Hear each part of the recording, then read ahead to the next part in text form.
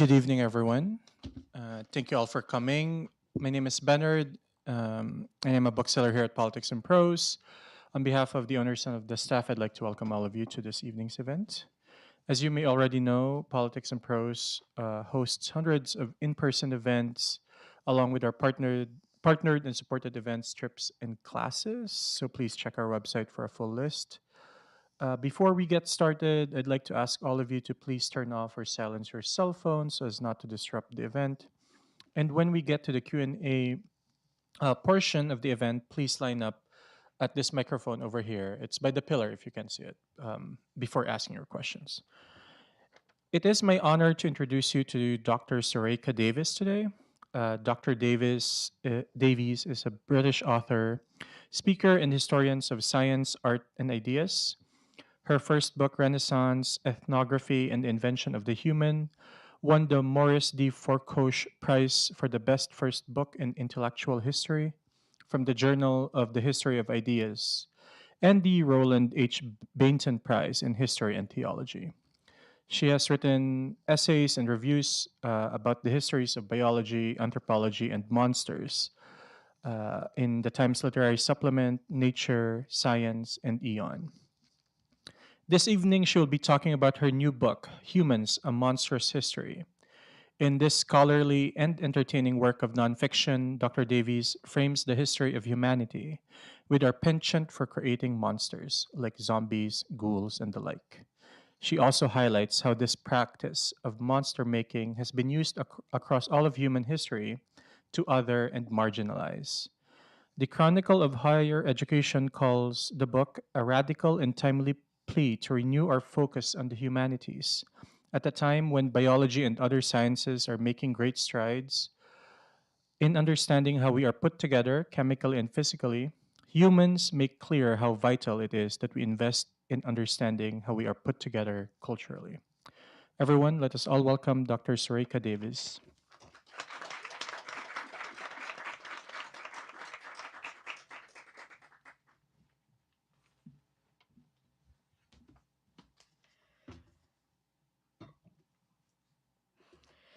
Hello, everyone. Lovely to see you all here. And I'm just going to thank Politics and Prose and all the lovely stuff for making this possible. So over the next 40 minutes or so, I'll talk a bit about the origins and scope of this book, and then I'll discuss some of the themes and stories, and finally say a few words about what I hope readers will get out of it. So the seed for Humans, A Monstrous History was an event here in Washington, D.C. a decade ago when I used to live here, and will never stop missing it. I was a fellow at the Library of Congress, finishing up my previous book. I happened to attend an astrobiology conference in the library. Astrobiology is the study of the origins and early evolution of life on Earth, and of the possibility of life on other planets and galaxies. The conference was called Preparing for Discovery, a rational approach to the impact of finding microbial, complex, or intelligent life beyond Earth. One session was about alien pathogens and weapons. What could people do about them? How might societies react and continue in the aftermath of catastrophic first contact? And the panelists talked about weapons and defense. But it seemed to me that the speakers were missing something vital. And so up went my hand, and I asked, what about preparing people for dealing with the discovery that they weren't alone in the universe? What if people panicked? Wasn't there a risk of anarchy and looting in response to an announcement that Martians had landed? And most importantly, if we're to have any chance of surviving a deadly space disease or hostile aliens, shouldn't we learn how to get along better with each other? And as I worked through my questions, there were nods in the audience, but the panel chair cut me off. He looked baffled and cross. My questions were not about weapons or germs, so they weren't something he wanted to think about. He said I'd asked the wrong question, that my observations were off topic. It was then that I realized that I was onto something, that I, as a historian, had something to offer the physical sciences.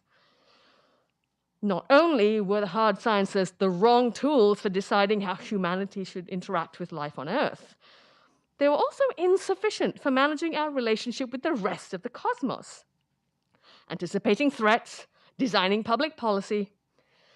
What I had to offer instead came from what I call the deep humanities, from the cultural study of the pre-modern past. And that something involved monsters, or rather, the history of how people have thought about category-breaking things. Categories lie behind everything, and stories about exceptions of monsters, they're what keep categories distinct from each other. For example, imagine that a cyborg, a werewolf, and Frankenstein's monster walk into a bar. What are you going to scream? Fire? No. Monsters? You are now. What cyborgs, werewolves, and Frankenstein's monster have in common is that they blur the boundary between human and something else. They suggest that we aren't entirely separate from machines or wolves or the dead.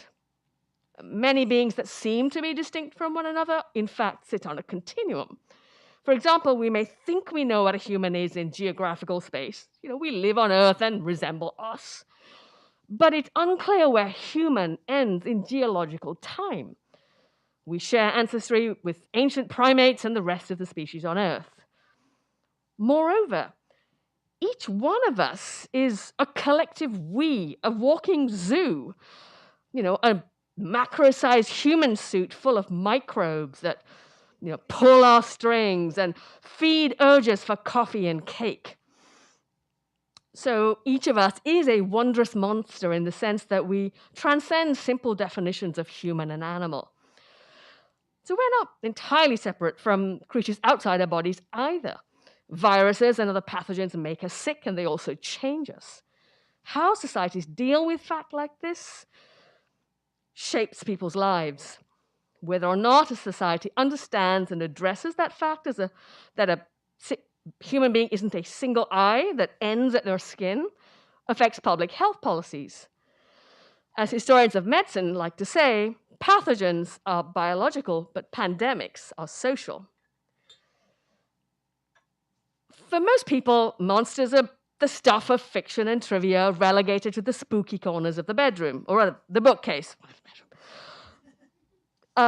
But in Humans, A Monstrous History, I show that in every system of classification with discrete categories, there are also implicitly monsters, category breakers, things that lie between categories and across them.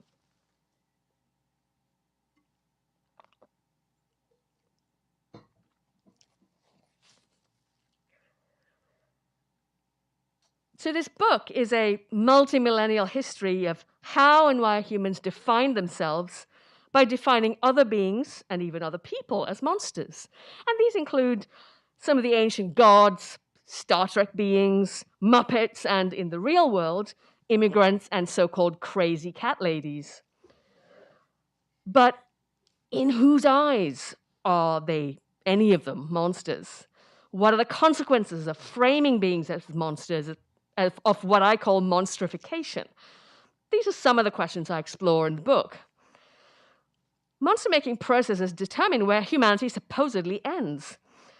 Societies invent positive, negative, and neutral monsters in order to define three kinds of boundaries. One lies between the human and other stuff, kind of animals, gods, machines, Martians. The second type lies between social groups.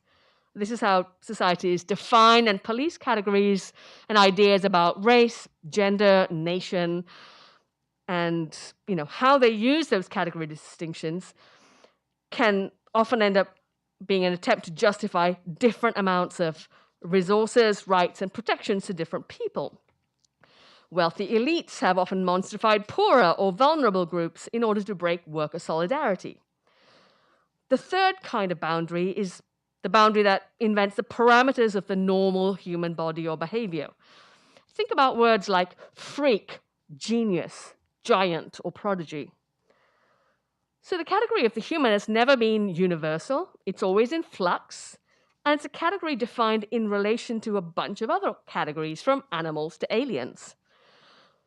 So as I sketched out this book, I realized that understanding categories and their monsters and how they shape the origins of the modern world meant bringing together science, politics, literature, and pop culture. So this is a book about monster making, about the stories people tell about who supposedly is or isn't normal or typical. What do these monsters actually reveal? Well, a classification system defines criteria, and then people who use it define and organize beings. So monsters tell us about the person or community doing the naming, not the things they name. In Humans and Monstrous History, I direct a spotlight at the monster makers. Their monsters reveal assumptions that have shaped ideas about nature, people, and society for thousands of years. And I'll take you from Earth to outer space in the book. Today's urgent questions about human and civil rights, labor, health, wealth, technology, and climate justice rest on a foundation of monsters. Stories people tell about who counts as fully human, what counts as normal, and who gets cast as the monsters of the body politic.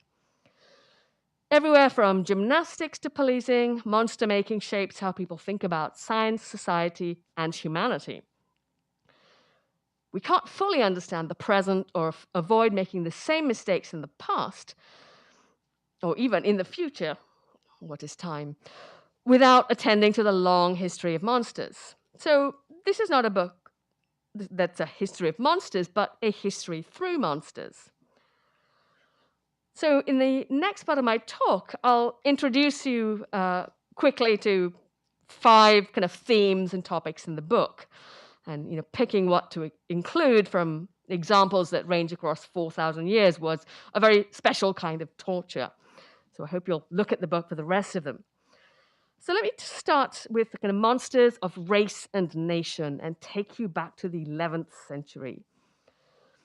A couple of generations after the Norman conquest of southern Britain, the historian Gerald of Wales had to say this about the English, and I quote, "The English people are the most worthless of all peoples under heaven.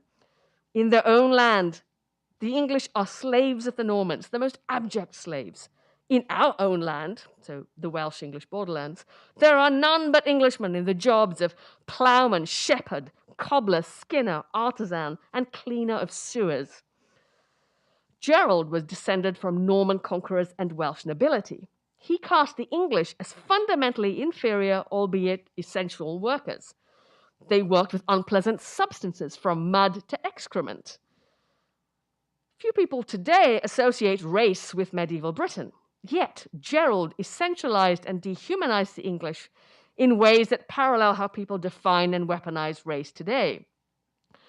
Gerald's writing shows ideas about human hierarchy intersecting with ideas of nations and national identity.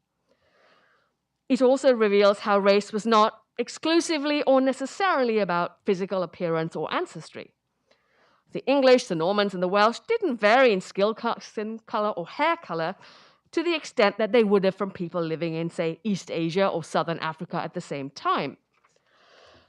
But Gerald defined the English as fundamentally different and inferior using another characteristic: their jobs.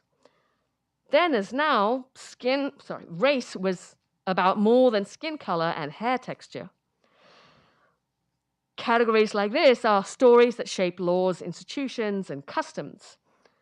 During the era of Atlantic slavery, for example, European states wrote legal codes called black codes. These laws defined enslaved Africans as property. By writing them, lawmakers invented a very particular kind of distinction between the African-descended people they had enslaved and poor white indentured workers. This distinction broke the labor solidarity between white servants and enslaved Africans. Laws like the 1661 Slave and Servant Acts of Barbados invented as legal categories enslaved Black Africans and the white Christian servant, with different rights under law. Some Black codes penalized interracial relationships. These laws defined the children of an enslaved woman as enslaved, even if their father was a free white enslaver. Laws like this were attempts to invent and maintain a boundary between white and black, between free and enslaved, and between person and property. And the laws attempted to do this by disappearing mixed heritage children into the category of the African descended and enslaved. The legacies of Atlantic monster making persist in systemic racism today in the US and in other parts of the Atlantic world. An example of race-based monster making appears in the title of the South African comedian Trevor Noah's autobiography, Born a Crime. During the era of apartheid, mixed-race relationships were illegal in South Africa. Noah, the child of such a relationship, spent his early childhood hidden at home. Defining people as illegal effectively defines them as monsters, as something beyond regular categories, and as a threat to be suppressed. The legal regime of apartheid invented monsters of invisibility. People defined in law as non-persons, a process that made them legally excludable from society. Such laws show how race and nation can operate in the same way. They both fix the idea of innate differences into a system of hierarchy, one that attempts to justify unequal rights and protections. And they both do this by inventing monsters in order to reframe as separate categories things that existed on a continuum. I'm going to move now to one of my second themes, and that's monstrous women. In 1558, the Scottish Protestant and exiled firebrand preacher John Knox published a tract called The First Blast of the Trumpet Against the Monstrous Regiment of Women. A sulphurous hit piece aimed at Queen Mary I, then England's reigning queen, this anonymous pamphlet framed the idea of a woman monarch as abominable. In Knox's view, a woman who actually reigned over a man was, and I quote, a monster in nature, a thing most repugnant to God's will, end quote. So Knox insisted that God would judge a woman with military authority, and I quote, a monster in nature. Monstrifying women has a long history in Western thought. The 4th century CE Greek biologist Aristotle pronounced that offspring that did not resemble its parents, especially the father, was an error of sorts, a monster. Women fell into the monster category for not having been born as men. Indeed, they were monstrous and potential monster incubators. Ask me more in the Q&A. I had to cut this. Knox drew on Aristotle and on early Christian thinkers to argue that, to God, a woman who didn't stay in her traditional queen consort lane of just producing male heirs, but one who chose instead to reign as monarch was, I quote, a monster of monsters. A country ruled by a woman was akin to, long quote, a monster where the eyes were in the hands, the tongue and the mouth beneath the belly, and the ears in the feet. A kingdom that men should not only pronounce to be a monster, but that such a monster could not long endure. The people were duty-bound to remove from power that, quote-unquote, idol, that monster in nature. Despite his rhetoric, the real problem for Knox was not that Mary I was a woman, but that she was Catholic. Her father, Henry VIII, had torn the country away from the Catholic Church and founded the Church of England, with himself as its head.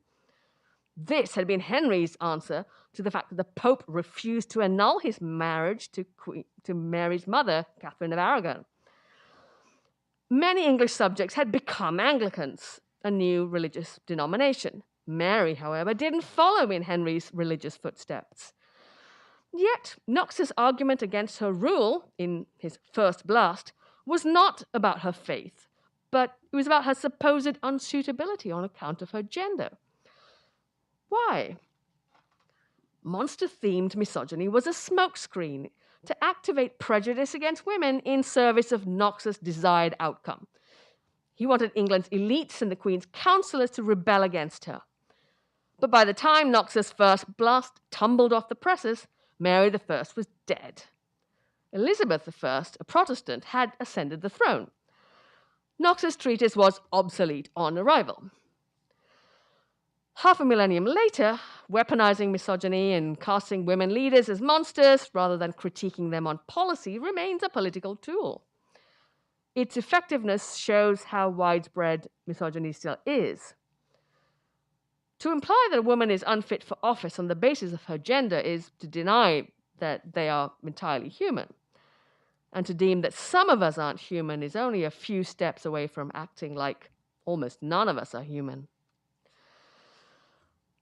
Stereotypes like this are smoke screens fished out of reservoirs of ancient prejudice. One response to them is to ask, what's the hidden agenda? What's so unsavory about that agenda that someone would argue that a woman or anyone else is unfit to lead because of their bodies or private lives rather than their policies? As Knox's sulphurous 16th century treatise shows, monstrifying tropes have been undermining the possibility of a more inclusive body politic for as long as there has been a patriarchy, not to mention classism, racism, ableism, and other forms of prejudice. But there's an alternative to their messages of hate, fear, and exclusion that claim that only a tiny minority are human. I would argue that by recognizing the humanity of others, we don't disavow our own humanity, we demonstrate it. My third little segment is about monster collectors in the late 18th and 19th centuries. Some of the most extraordinary material I found was in the Wellcome Library for the History of Medicine in London. It's a set of binders of ephemera, pamphlets, newspaper cuttings, postcards, photographs, and playbills. Each of the 5 binders is in a box. On a sticker on the spine of each box, the cataloger summarized the contents with a single word: freaks.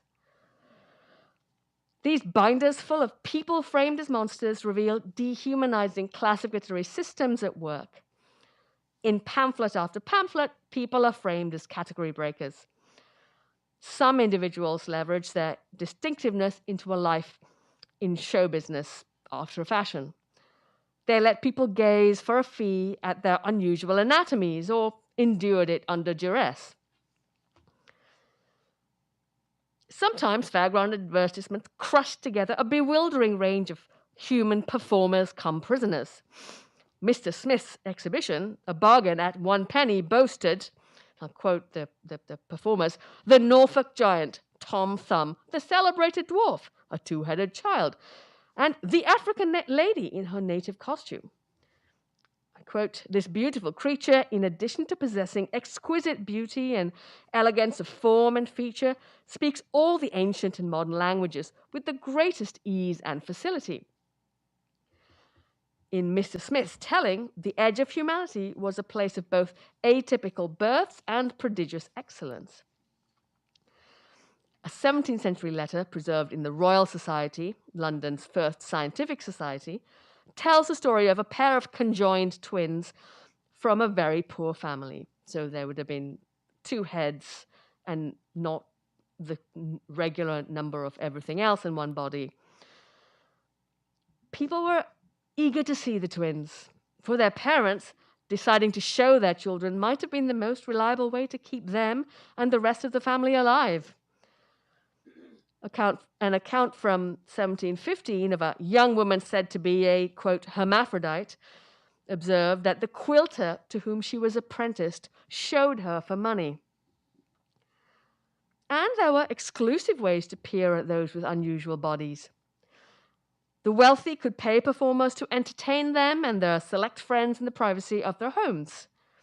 A woman named Elizabeth Armitage performed her muscular beauty at the Cosmorama on Regent Street in London and would also attend evening parties of the nobility if required. Scholars and physicians also attended such exhibitions. These included 17th century gardening expert John Evelyn, the diarist Samuel Pepys, and the microscope guy, Robert Hooke. A better word, isn't it? They were all members of the Royal Society. Scientific journals and meeting minutes reveal practitioners of anatomy, ethnology, and medicine viewing and examining bearded ladies, individuals with unusual skin pigmentation, and people from overseas. An intersex African exhibited in London in the 1740s was, according to a poster, described and illustrated in books on anatomy and on quote-unquote hermaphrodites. Viewings cost a shilling. In a sickening twist to the typical performance, visitors would carry away a souvenir of an engraving of the person in, I quote, a new engraved figure of the parts of their present state. In a sense, the Royal Society reframed certain individuals whom enslavers and impresarios marked as freaks as crossover acts. They were at once entertainment for the masses and respectable, pedagogical, even the stuff of new scientific discovery. For showmen, the Royal Society's interest in anyone classed as a monster was marketable. At the height of European imperial dominance in the 19th and early 20th centuries, peoples from Tierra del Fuego, sub-Saharan Africa, Australia, and other distant corners of Europe's empires were transported to cities like London and Paris and forced to perform their lives on public display at exhibitions and fairs. The language of their exhibitors made clear that they viewed these people as the lowest rung of society, of humanity, almost bestial, incapable of receiving God's grace.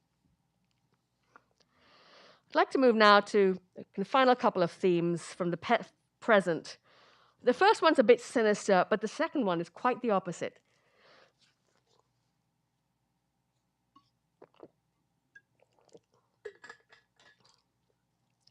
In 2019, I met someone who was pleased that programmers were now teaching robots how to write poetry. You know, there are so many literary people in the audience. It's kind of, yeah, a good example. I asked, why would we want robots to write poetry? His answer, so that people won't have to. Thank you. I said, what would we do instead? And why would anyone want to read robot poetry anyway? His reply, we would do nothing at all. We could watch movies. He and I had very different ideas about what a utopian future might look like. It's one thing to design robots to clean up nuclear waste or to perform boring, repetitive tasks, but to get robots to write poetry might dissolve what human means entirely. Writing poetry, like painting, making music, or dancing, is something people do because they want to make things. There's something they want to say with ink, paint, notes, or twirls. Creative people choose the often difficult, dangerous, tear-stormed, and basically epic journey of figuring out their message, how to say it, growing with the effort, and becoming someone a little different by the end. Whether they write murder mysteries set at the office or play the accordion in an amateur band, they make things to be in the world and to make sense of it, to connect with other humans, to chase that elusive flow state of being in the zone, however weird or imperfect the thing they make may turn out to be. And when I read a poem or listen to a jazz trio, I'm connecting with those creators. To aim to replace art with AI-generated knockoffs is to misunderstand people who want to make art as well as those who want to spend time with it. Creativity defines humanity. The idea that machines could or should make art or write diminishes the work of teachers and books, of people who can and want to write or make art or to learn how to do it, and the very fact that people can learn stuff. If we outsource activities that are the essence of being human, will we still be human? By deciding what machines are for, we're defining what humans are. The goal of comprehensive automation diminishes the uniqueness of each of us. It monstrifies us by making our essence something that's no longer framed as typical or even normal. Humans are defined as the problem, as redundant. Today's tech companies are framing those aspects of humanity that machines can mimic as the only forms of action or content with value.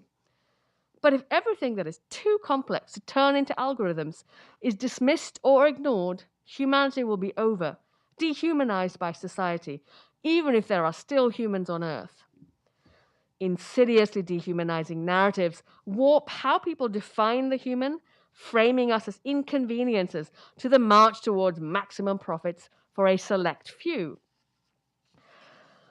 To be sure, there are problems that are so urgent that we should explore every avenue to solve them.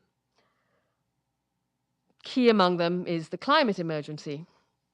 But how we think about and legislate corporations that develop AI and claim to own our data will determine the future of the idea of human and what human rights will mean. But there are better ways. And on to my fifth and final example.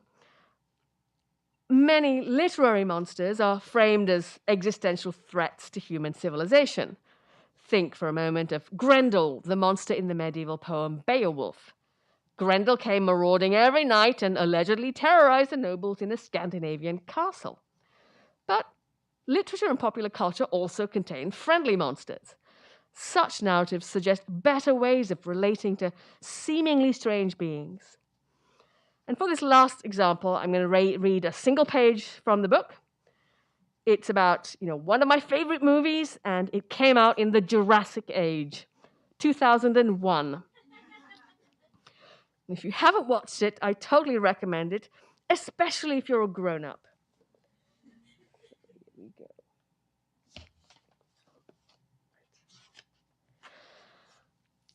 Pixar's Monsters Incorporated turns viewers into the Grendel of a heroic adventure story told from the perspective of our monsters. We enter the city of Monstropolis, which exists in a dimension inhabited entirely by monsters. The monsters are mortally scared of human children, who they believe are deadly dangerous and toxic. Yet these children are also essential for monster society, since Monstropolis runs on their bottled screams. Monsters who work at the city's power plant, Monsters Incorporated, must travel to the human world in the dead of night via special portals, children's closet doors, frighten kids in their bedrooms, and capture the power of their screams. When a particularly enterprising and fearless toddler, who is frankly my idol, accidentally wanders into Monstropolis, there is mass panic and all hell breaks loose. The child, who the monsters name Boo, her most common word, is a hardened toddler.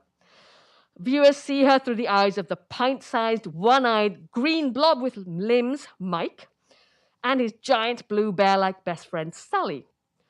For Mike and Sully, Boo, in her pink nightie, mauve leggings, and socks, one of which she quickly loses, is the archetypical creature of nightmares. Her language is not quite regular speech. The monsters fear her germs, the potentially poisonous touch of her hands, and even her alleged laser vision. To feed her, Sully throws Cheerios into the air for Boo to catch in her mouth, like a seal, while she draws with crayons.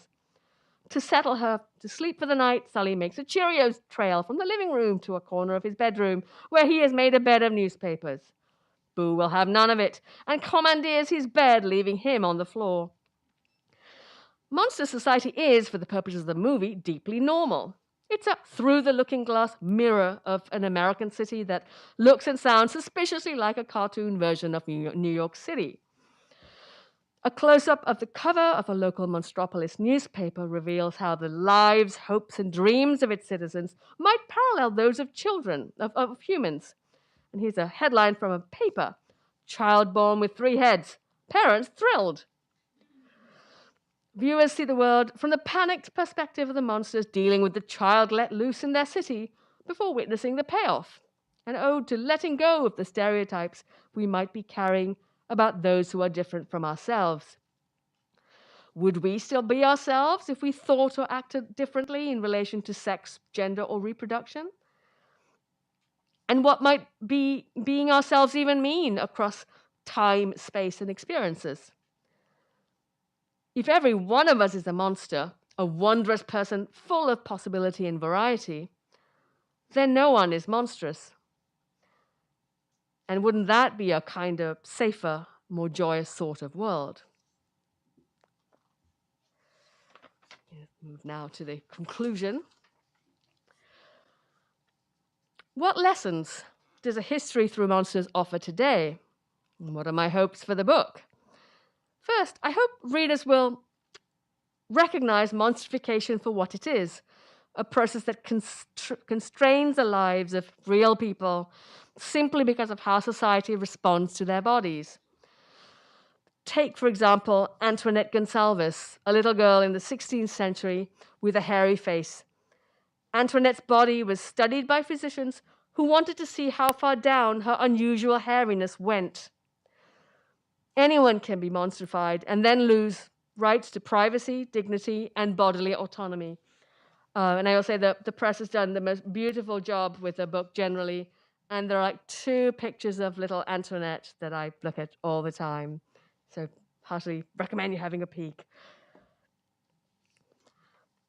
Second, I hope readers will notice the hidden agendas of people telling stories about how certain groups are threats and supposedly don't deserve the same civil rights or human rights. Monstrifying stories often tap into older patterns of dehumanization, as in the case of the preacher Knox, who was furious that the reigning Queen of England was a Catholic, and who appealed to misogyny to try and get England's nobles to rise up against her. Third, I hope readers will appreciate that monster-making rhetoric is contagious. During the era of the European witch hunt between the late 15th and 18th centuries, tens of thousands were tortured for the alleged crime of witchcraft, and many were executed. Monster-making as a phenomenon is never satisfied with eating one group. It just gets bigger and hungrier with every new group it eats. Today, immigrants, trans people, and people of color are just some of the groups about whom monstrifying stories are multiplying. But the policies these stories are used to support are also extremely harmful for other groups: cis women, for anyone who isn't supremely rich, and for anyone who isn't currently completely healthy and able-bodied. Monstrification hurts everyone. It limits their choices for peaceful growth, change, and self-discovery.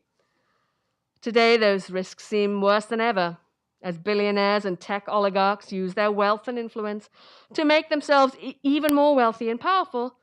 Perhaps almost no one will be left who counts as a person whose rights will not be trampled. Finally, I hope that readers will notice when monster making is underway in real time.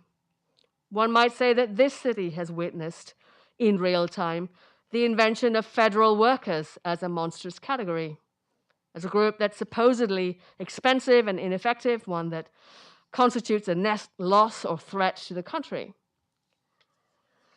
So if you come to this book for the monsters, I hope you'll stay for the ethics.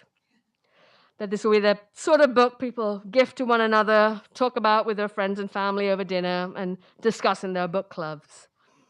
And if there are any movie or documentary producers or researchers in the audience, I am available for historical consultancy, especially as a monster consultant. In the end, societies choose whether they become some version of the Muppet Show or the Matrix. Instead of vilifying those who are different, we could embrace them, and in so doing, give ourselves permission to grow and to experience more fully what it means to be human. We might replace monstrification with monstrofuturism, a way of thinking that celebrates human capacities for growth and creativity and experimental ways of being, free of the fears of conformity. To celebrate the variety of humanity is to give ourselves permission to be our fuller selves, to attend to the basic needs we share with all human beings.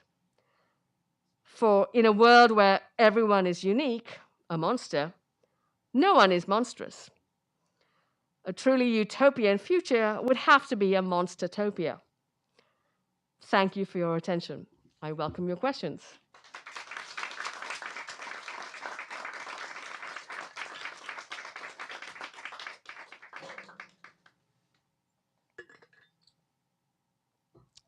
And there's a microphone beautifully placed at the front.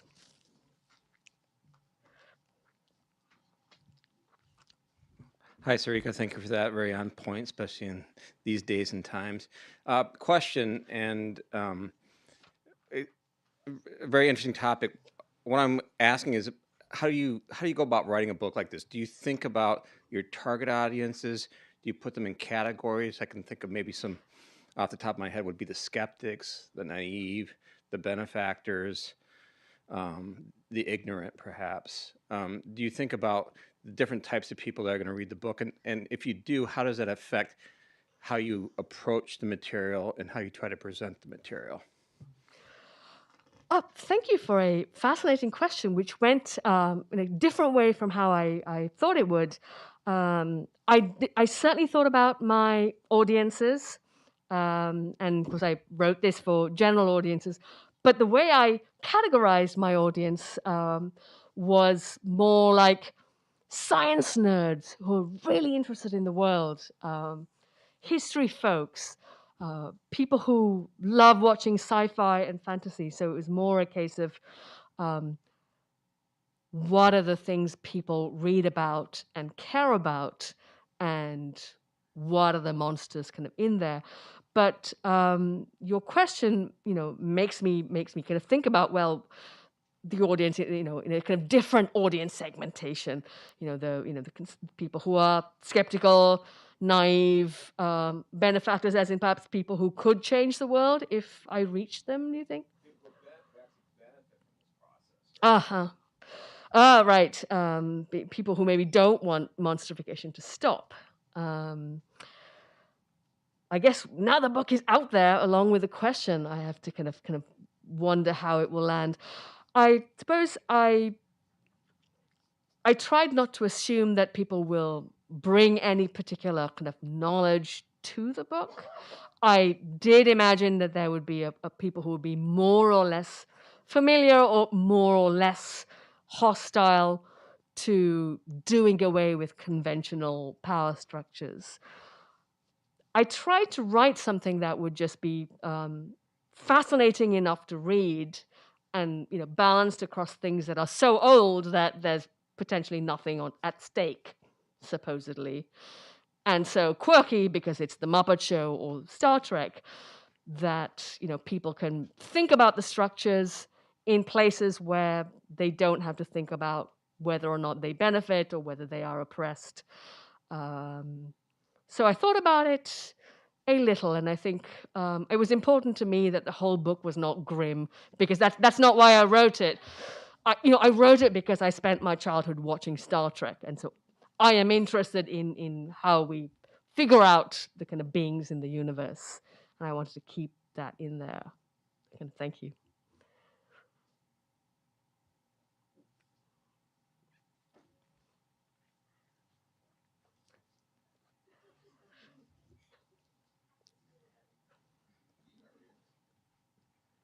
Ooh, we have questions emerging. Hello, thank you for a wonderful talk. Thank you. I was curious about during your discussion of the misogyny and um, women as being described as monstrous for not being male and also as potential monster incubators. And I was wondering if you could tell more about that. With pleasure. I'll start with the monster incubators. So one of the kind of deep, kind of pre-modern concerns was what on earth happens when a child is being made. I mean, nobody has any idea how generation happens, and kind of sometimes, a human child, or whether it was a child of livestock, new calf, might be born with a non-typical number of limbs, or there might be a Siamese twin. And then the question would be, kind of, why? And one of the theories was that while a woman was pregnant, her imagination had great power. So if she saw something frightening, then that image might shape the child. And for example, one of the monster collectors I write about in the book is a guy called James Paris Duplessis, who puts together a scrapbook of monsters he's read about, monsters he's seen, and his own mother-in-law went down to Leadenhall Market in London while she was pregnant. She was frightened by a lobster, as you do,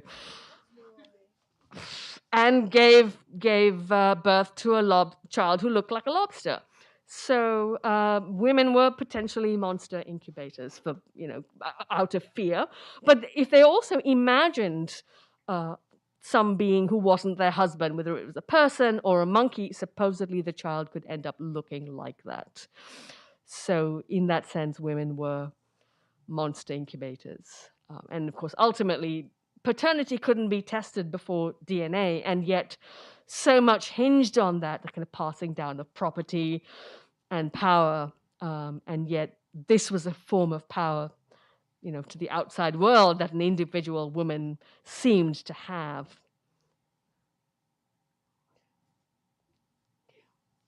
Please? Hi, I wondered if you might comment on just something you said in passing. So most of the time you're talking about monsters that might be, terrifying or deemed less than human, but you made a passing remark about how genius could be seen as a different type of monster. And this particularly sense of, a sort of toxic Nietzsche, you go from man to Superman, and so this something else that we're supposed to respect because it's so monstrously different. And every time it's, one of these characters, not to name names, but they say something that seems, monumentally stupid to a normal person. We're going to have a self-sustaining civilization on Mars of 1 million people in 2030 or 2035, just to pull a random example. The ordinary person would say, wow, that's really dumb. But what we are supposed to react is, no, this is visionary. This is a level of genius that is different from an ordinary human. And I wonder if you thought about you made a passing remark to that. I wondered if you thought about that farther in your process. That gives me kind of various places to go that I haven't gone in the book.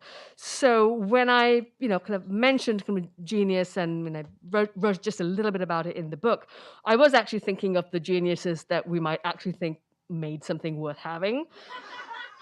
Like, Mozart is in there. I don't think I cut him out. But, the idea of a child prodigy, it's also the language of someone genuinely being, extraordinary enough that we suddenly have new words for them, gifted. But in whose eyes are they gifted or a genius? And of course, there are ways in which that word is used today, where maybe it's kind of people are self-identifying themselves as geniuses, or maybe kind of tiny kind of cults of people who see, individuals as geniuses, which then it's almost like a genius chauvinism, whereby anything they touch and any decision they make about anything, whether it is, I don't know, Social Security or the Department of Energy or, anything else that supposed genius in, has suddenly become a category-breaking kind of person with expertise in things they can't even spell yet. So that is a kind of curious phenomenon. So that even that word genius can be kind of broken down into various types. I mean, we might look at, incredibly talented kind of athletes who come along once in a generation, and there'll be kind of words like kind of genius and that are used as a kind of genuine sense that they are beyond the parameters of the human in just being excellent. But there are also kind of pathological forms of thinking that you are one, shall we say.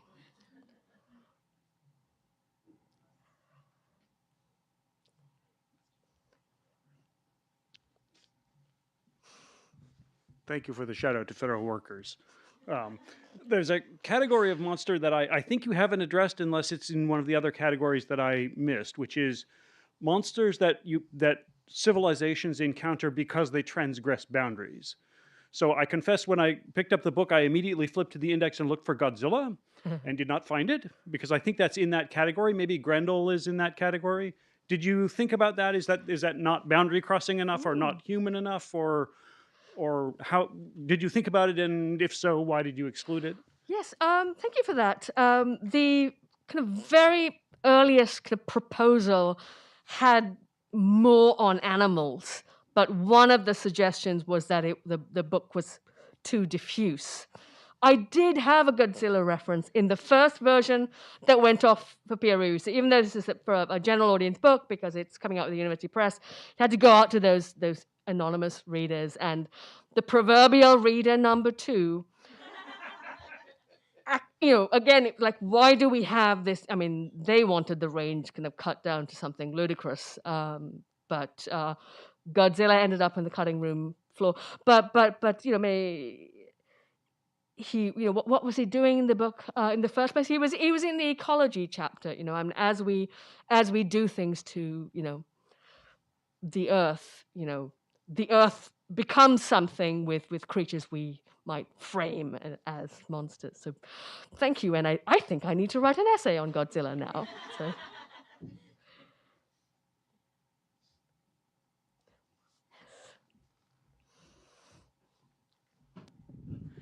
Hi, I'm Leanne from the Peculiar Book Club.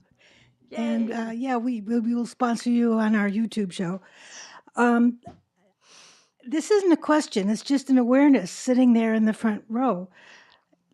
Monsters to one group of people may not be monstrous to another group of people. Let's say a teacher in a school for the blind has students, as a writing exercise, come up with an idea of what their monster is, but they share stories with the school for the deaf. It's not going to convey. And I'm just thinking of this comedy about the monster that goes to a certain place and expects to be seen as monstrous and isn't. Do you have any comments on that? Oh, yeah, you're absolutely right that the kind of definition of a monster is sort of observer specific, and to an extent, culture specific. Kind of certain types maybe kind of completely normal in one place, and another place doesn't have any. Which is the Ursula Le Guin book that has a really good example? I think it's the one called The Left Hand of Darkness, where someone from Earth, goes to a planet where everybody flips between being male and female, if I remember correctly. And he's the person who's monstrous because he's stuck in one gender. And so, I mean, this is sort of a reverse example of yours, Leanne, where somebody who thinks they're normal ends up going somewhere where, he's, very much an aberration. And of course, we observe the world through our senses, the ones we have, not the ones we don't have. And if anyone's read Ed Yong's book about animal senses, An Immense World, 12 chapters, includes senses we don't have, like bat sonar. And so, if a bat were classifying beings in the world, the bat would have these extra senses with which to do it. And I mean, occasionally I think, well, if people didn't have sight, if that wasn't a human sense, then what would race as a category be? I mean, we would be, how would people seek to tell stories that essentialize people into, hierarchies from which they supposedly couldn't escape? What would we be able to sense? I mean, the only thing we can sense at a distance then would be sound. So exactly. I mean, our monsters are dependent on the senses as well as the knowledge and assumptions that a species brings to it. Thank you.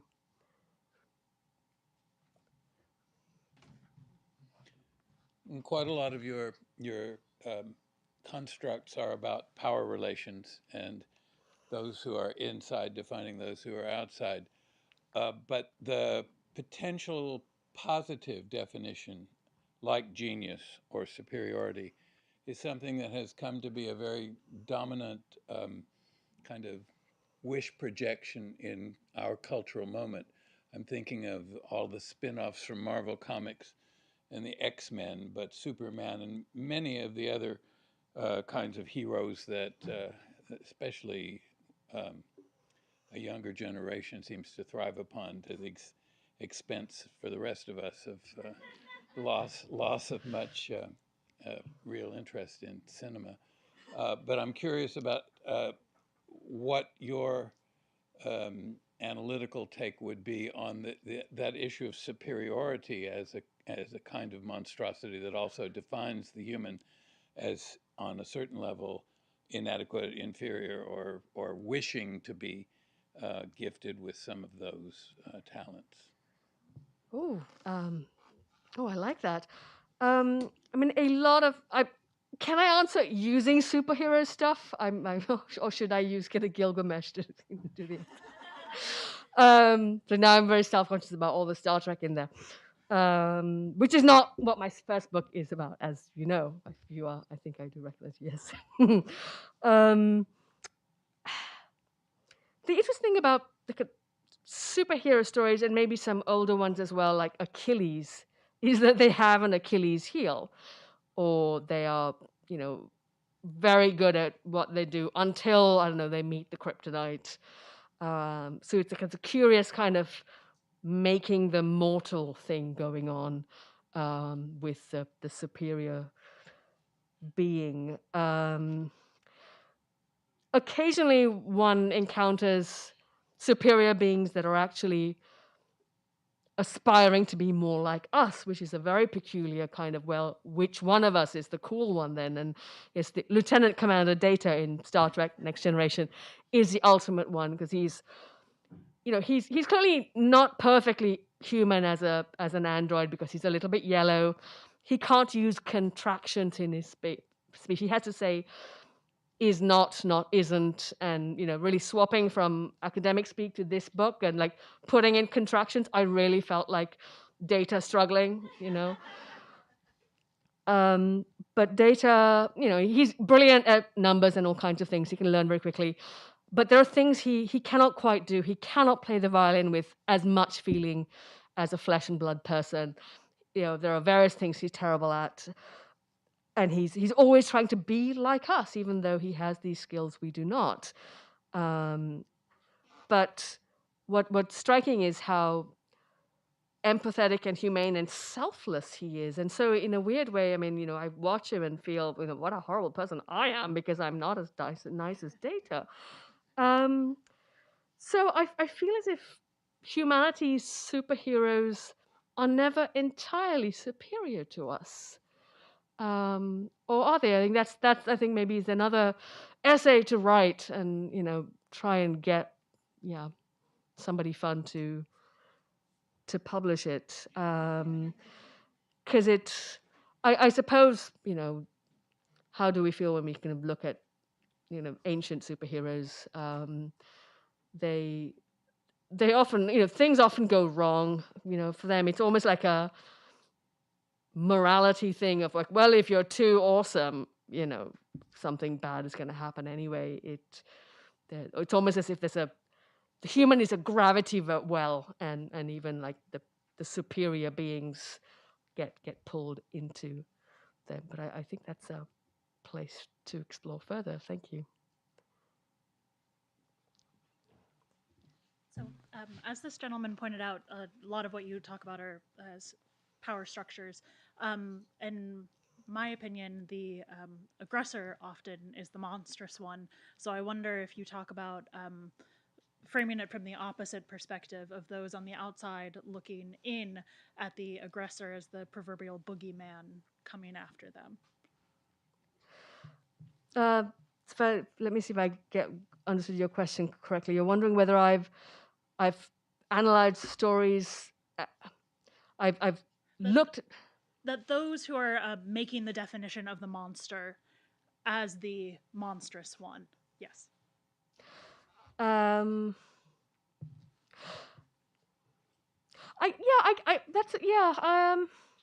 guess I'm often I'm often pointing at the monster maker, but I mean, I don't have examples of, say, serial killers, and serial killers are defined by people who are oppressed by the serial killer, right? So I guess those are kind of validly denoted monsters, aren't they? I mean, maybe that's what you're asking. Do I? Kind of wondering, who do I have in here who is defined as a monster by beings who they oppressed? There may be some in there. I'm not sure. That's a terrible question. That's a terrible answer to end on. I mean, I guess Grendel is defined as a monster by the Scandinavian nobles whom he oppresses, and that's in the original Beowulf. And Grendel's mother is also framed as a monster. She has kind of not tentacles, but a word that isn't fingers for her fingers. But a recent translation by Maria Devana Headley of Beowulf. It's really fantastic. She writes it in a kind of vaguely modern kind of language. It starts with like, "Hey, bro," or something for like the dudes in the mead hall. What she found is she went back and retranslated the language with which the oppressed nobles are talking about Grendel and his mother, is that some of the 19th century translations made Grendel's mother much more monstrous than she was. It's like the Old English word was like woman warrior, and that word has been turned into fiend, that kind of thing. So there are some examples of monster from the perspective of the people the monster was marauding here and there.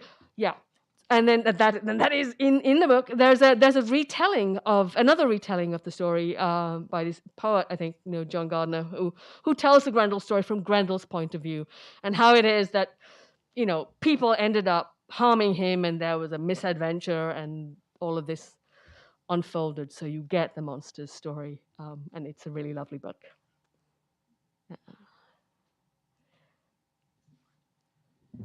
Amazing. Thank you so much for this conversation. If you would like to pick up a copy of the book, we have some copies available at the register. If you're able to, we would just ask that you help us fold up the chairs and place them against something sturdy. And if you would like a personalization, the signing line will start with me. Thank you. Thank you.